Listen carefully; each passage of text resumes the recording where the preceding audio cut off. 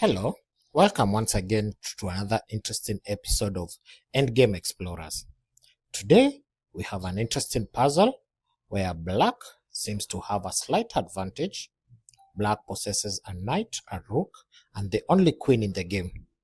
While on the other hand, white has a slight advantage pawn-wise, but that will prove to be unnecessary. Black is about to take the pawn on the b2. Should he do that? That's a checkmate. So, considering yourself to be white and play next, what will be a continuing move to ensure you win this game? For starters, what I would say is that knowing the position that we are in, the best option will be to start by making sacrifices to ensure all black's moves are forced moves.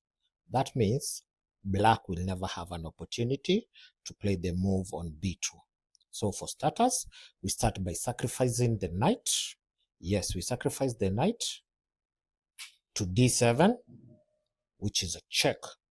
Now, with the knight at d7, then the queen being checked, the king being checked, the king will have no option since the rook on e file controls the a file, and this other rook on g controls the g file, which simply means the king has no move.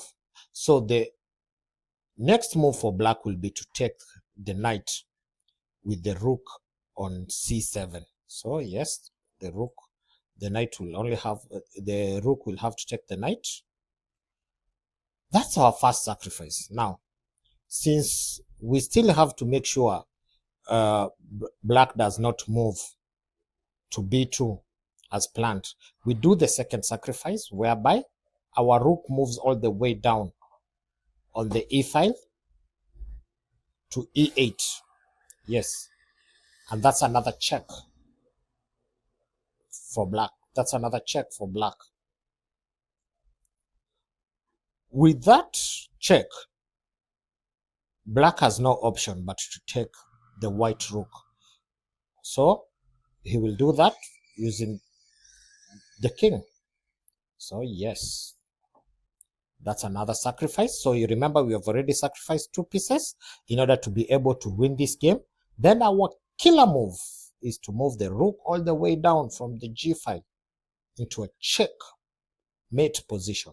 Yes, black has been checkmated, and that's how you win games in a tight position. Thanks again, welcome, hope you enjoyed. If you did, please don't forget to like and subscribe.